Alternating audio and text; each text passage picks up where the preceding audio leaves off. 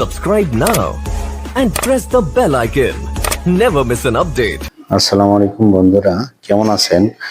আশা করি সবাই ভালো আছেন। আমরা আজকে আরেকটা সূত্রের ডেরিভেশন লিখব।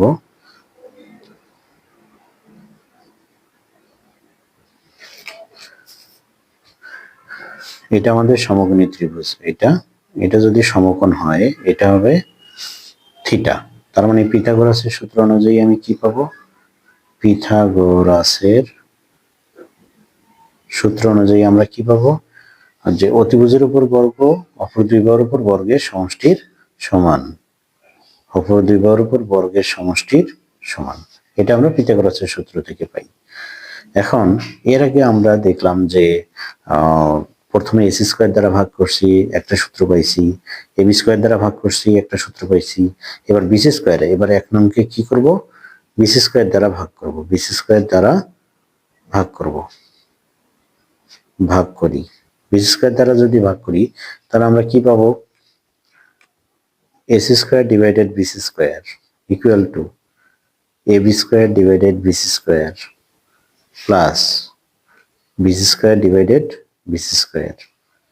এখন আসি, তার মানে আমরা লিখতে পারি AC by BC whole square is equal to AB by BC whole square plus 1। এখন আসি, এসি বাই বিসি সমান কি? এসিটা কি আমাদের অতিভুজ, বিসিটা কি ভূমি। অতিভুজ বাই ভূমি, অতিভুজ বাই ভূমি সমান আমরা কি পাবো? সেক পাবো, সেক থিটা। অতিভুজ বাই ভূমি সমান কি?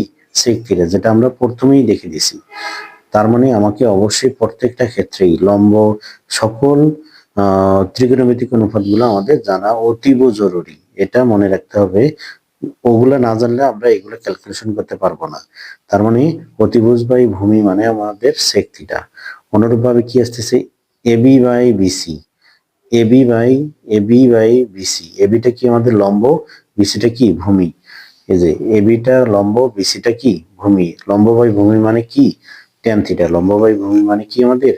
ট্যান থিটা, তার উপর স্কোয়ার প্লাস 1। তার মানে আমরা পাইলাম sec square theta, sec square theta equal to tan square theta plus 1। তার মানে আমরা এটা সাজায় লিখি একটু, sec square theta minus tan square theta equal to 1। এটা আমাদের মেইন সূত্র। তার মানে আমরা লিখতে পারি sec square theta minus tan square theta equal to 1। এখন আসি, এটার কিছু ডেরিভেশন আছে, যদি আমরা সেক স্কোয়ার লিখি তাহলে ট্যান স্কোয়ারটা ওই পাশে গেলে প্লাস হবে আমাদের। তার মানে sec square theta equal to 1 plus tan square theta. এটাকেও আমরা সূত্র হিসেবে ব্যবহার করতে পারবো। আবার এইটার আরেকটা ডেরিভেশন আছে, সেক থিটা ইকুয়াল টু কি হবে? Root over 1 plus tan square theta, root over 1 plus tan square theta. এটাও একটা ডেরিভেশন সূত্র। তার মানে এটাকেও আমরা সূত্র হিসেবে ব্যবহার করতে পারবো। আবার আসবো আমরা এই সূত্র থেকেই, ট্যানটাকে এই পাশে নিব, ওয়ানটাকে এই পাশে নেব। ওয়ানটাকে যদি এই পাশে নিই তার মানে সেক স্কোয়ার মাইনাস 1 হবে, সেক স্কোয়ার মাইনাস 1 হবে। ট্যান ওই পাশে নিলে পজিটিভ ট্যান হবে। লিখতে পারি কিনা? এখন আসি, সম্পূর্ণ সাইড চেঞ্জ করলে কি হবে? Tan square theta equal to sec square theta minus 1। এটাকেও আমরা সূত্র হিসেবে ব্যবহার করতে পারবো। অনুরূপভাবে ট্যান থিটা সমান কি হবে? Root over sec square theta minus 1। এটাই আমাদের ডেরিভেটিভ সূত্র। তার মানে আমরা সবগুলা তিনটা সূত্র শিখলাম, তিনটা সূত্রের ডেরিভেশন সূত্রগুলো দেখলাম। এখন আমি মেইন সূত্র তিনটা আপনাদের মনে করে দেওয়ার জন্য আমি আরেকবার লিখব। মেইন সূত্র আমাদের তিনটা কি ছিল? এক নম্বর সূত্রটা কি ছিল? Sine square theta plus cos square theta equal to 1। দ্বিতীয় সূত্রটা কি ছিল আমাদের? Cosec square theta minus cot square theta equal to 1। আরেকটা থার্ড সূত্র পাইলাম আমরা, sec square theta minus tan square theta equal to 1। এই সূত্র সবগুলোই নতুন করে ডেরিভেশন করে আবার ক্যালকুলেশন করব।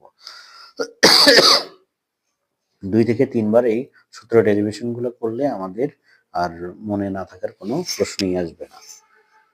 এখন আসি, প্রত্যেকটা সূত্রের আমরা ডেরিভেশন শিখলাম এবং এই প্রত্যেকটা সূত্রের ডেরিভেশন অনুযায়ী আমরা অবশ্যই ম্যাথগুলো করব। ম্যাথগুলো করা অতীব জরুরি। ম্যাথ না করলে আমরা এই সূত্রগুলোর প্রয়োগটা বুঝতে পারবো না। সুতরাং পরবর্তী লেকচারে আমরা ম্যাথ নিয়ে আলোচনা করব।